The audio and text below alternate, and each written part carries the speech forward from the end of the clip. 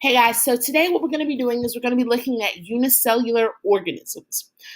So these are protists, or a category of them are protists. They're microscopic organisms. Most of them are single-celled, and we'll talk about the ones that aren't a little later. All protists live in a wet environment. So that's things like oceans, lakes, rivers, ponds, any kind of wet environment they can live and potentially thrive in. All are either plant-like, animal-like, or both. And we'll talk about what those mean. So first one we're looking at is an amoeba. So an amoeba is animal-like. So the reason it gets the name animal-like versus plant-like, if it's animal-like, that means it has to eat or consume other organisms for energy. If it's plant-like, it has the ability to make its own food, right? So an amoeba is animal-like. That means it has to eat other organisms to survive. They surround living food with pseudopods, which are finger-like structures that change shape. So these little projections, those are the pseudopods, and they not only use them to surround their food, but they use them to move. So pseudopods are a dual purpose there. They live about 2 days before reproducing or dying. They reproduce by splitting into two identical halves, which is asexual reproduction. Next, we have a euglena. Euglena is animal-like and plant-like, which makes it really unique. It's animal-like because it can also eat live food, but it's plant-like because it has the ability to go through the process of photosynthesis, which is how plants are able to make their own food.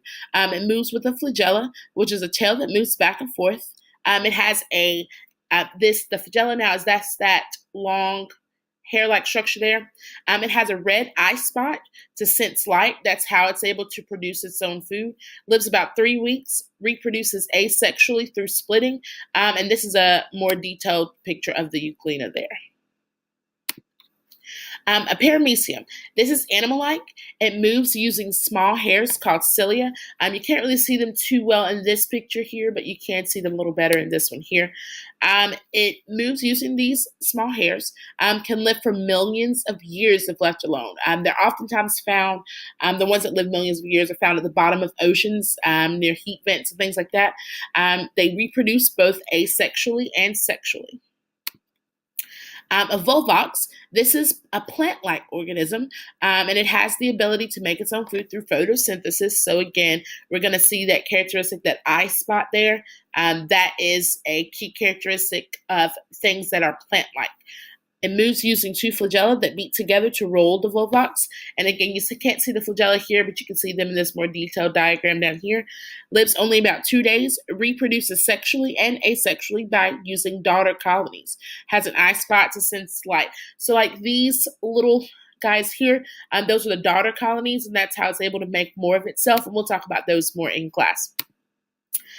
All four of these single-celled organisms are eukaryotic cells. It's an important word there. Make sure you highlight that.